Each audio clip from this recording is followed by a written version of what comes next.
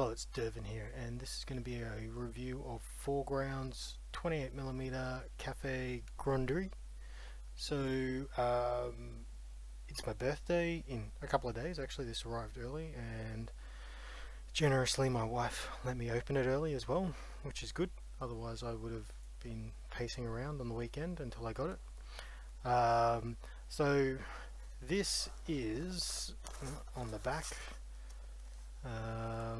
It's got a little bit of a description here, but this is a model, a reproduction of I suppose it's considered to be the first French house to be liberated on D-Day.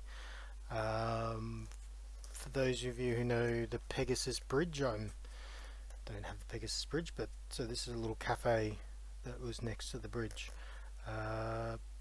So, well, let's open it up and have a look.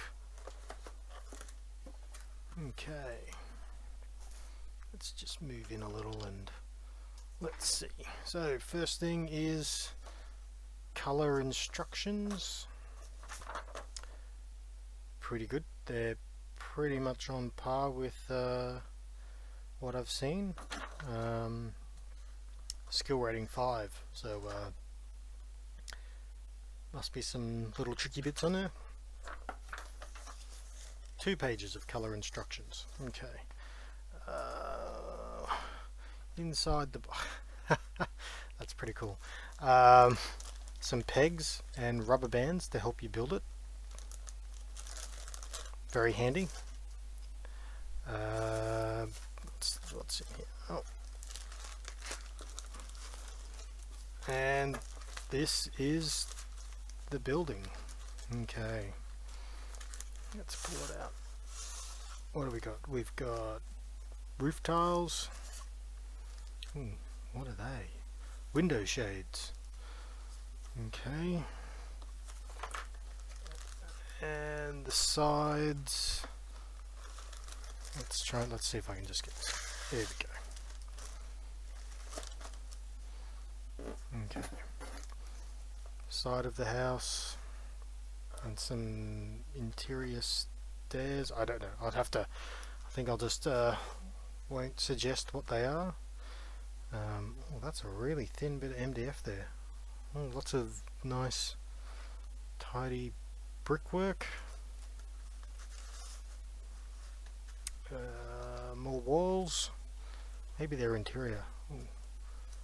Lots more detail in here, very thin. I'm wondering if this glues onto a section, detail on top of it.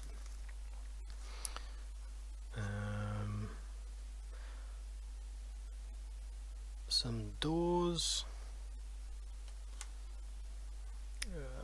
doors and windows.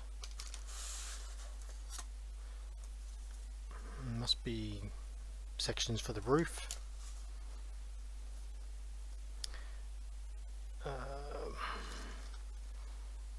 No idea.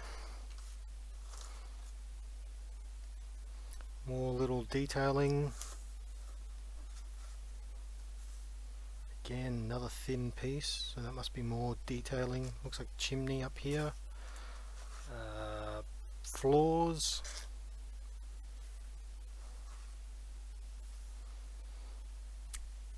More finer detail. Looks like this house is built up a little bit differently from the terrace houses. Looks like there's a lot of layering on the outside to get the look. So there you have it. That's all the sprues. So I'm gonna wander off and put all this together, and I'll show you when it's completed.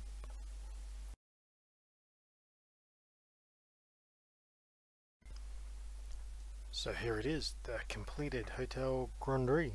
I hope I'm saying that right. Not very good at French. It was interesting to build. Lots of thin pieces of MDF to glue on. So all of those thin sheets made up this outside cladding, and you know, the dark blue section here is one piece, then the white sections and the grey, and you basically have to line all the pieces up and glue them into place. I wouldn't say it's difficult to do, it's just you just need to stop and slow down and take your time. But I think the end result is very impressive for laser cut pre-painted MDF terrain. Very, very nice. Let's turn it around. That's the front of it. Well, is that the front and that's the side? I don't know. So the back part, this is quite plain, but it still has little bits of detail.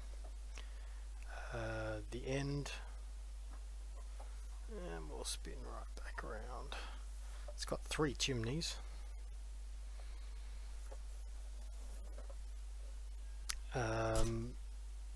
Like all of the 4Ground stuff, it all opens up so you can access the interior, and the interior is detailed. I think this is the big difference with 4Ground versus the other laser cut MDF terrain out there.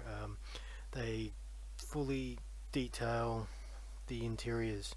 The doors are all working, and that's a difference in, or an improvement that they've made in this building versus the terrace houses, is that the doors actually hinge in this one.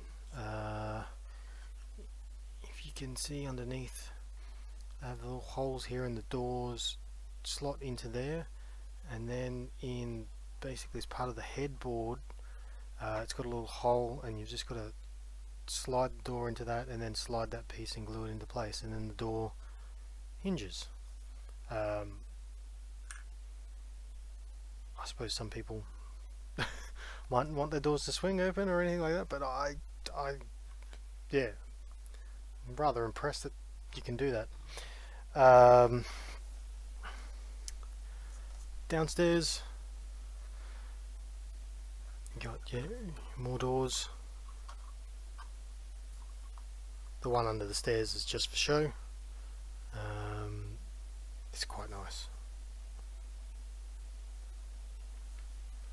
I think what they've done with this one versus their terraced houses and their previous buildings is that they've really stepped up the detail. They've taken it to another level, and it really looks like they're trying to push what you can do with laser cut MDF.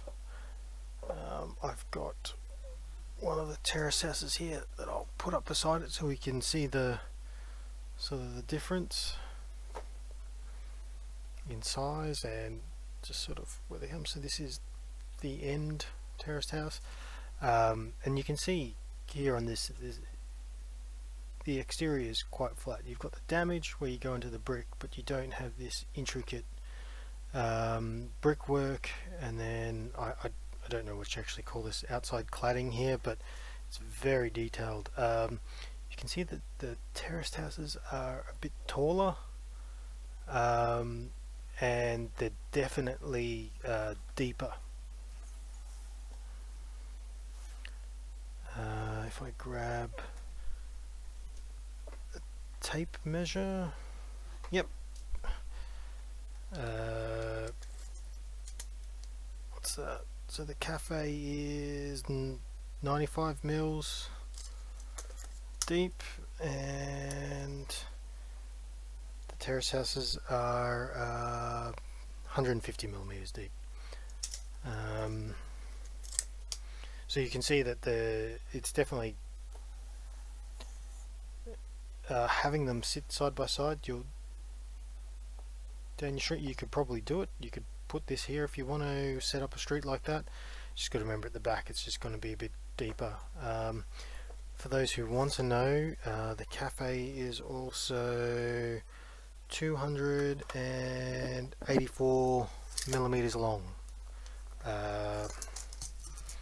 What's that? It's 95 to the eaves and 150 to the peak of the roof.